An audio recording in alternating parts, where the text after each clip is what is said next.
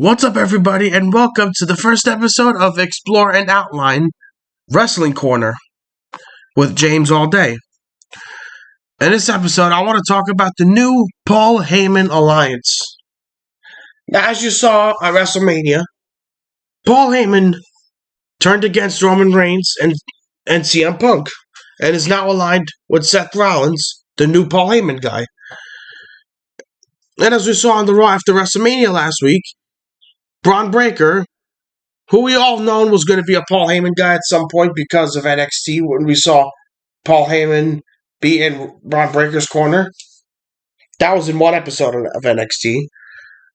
So we all knew Braun Breaker at some point was going to be a Paul Heyman guy.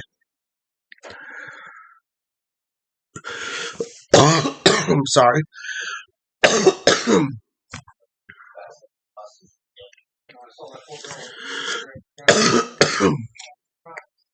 Sorry about that.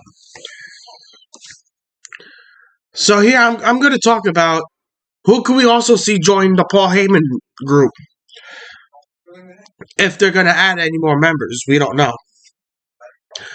The first wrestler I can think of is Austin Theory. And you're probably like, why Austin Theory? He's useless, he's bored, blah, blah, blah. No, Austin Theory's a pretty good wrestler. He's a good talker. He's just being booked poorly. And the tag team with Grayson Waller is not helping him at all.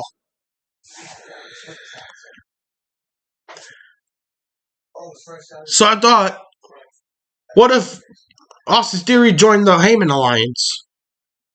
And the story's right there.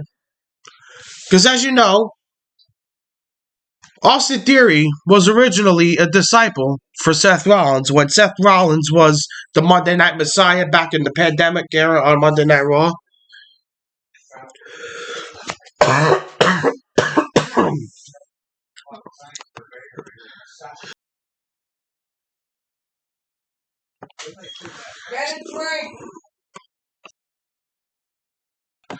Sorry about that.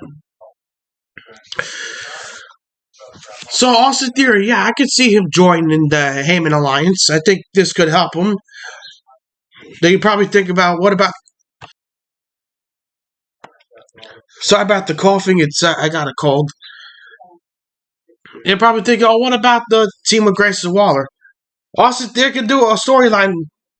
Well, they could do a thing where Austin Theory turns his back on Grayson Waller. Because we all see it coming. This tag team with Grayson Waller is awful. It's not helping Austin Theory at all. So it would kind of make sense for him to join the Paul Heyman Alliance. Now, the second wrestler I can think of is Carmelo Hayes. Oh, but Carmelo Hayes is on SmackDown. Well, they could do a trade where Carmelo Hayes comes from SmackDown to Raw, and they could trade somebody from Raw to SmackDown. And besides, his alliance with The Miz is not helping Carmelo Hayes at all. And as you know, Carmelo Hayes is also seen as a top star, a future star of the company. So if he joins Paul Heyman, I mean, Carmelo Hayes is a great talker. He doesn't really need Heyman to talk for him. But this could help Carmelo Hayes become a star by joining the Heyman Alliance.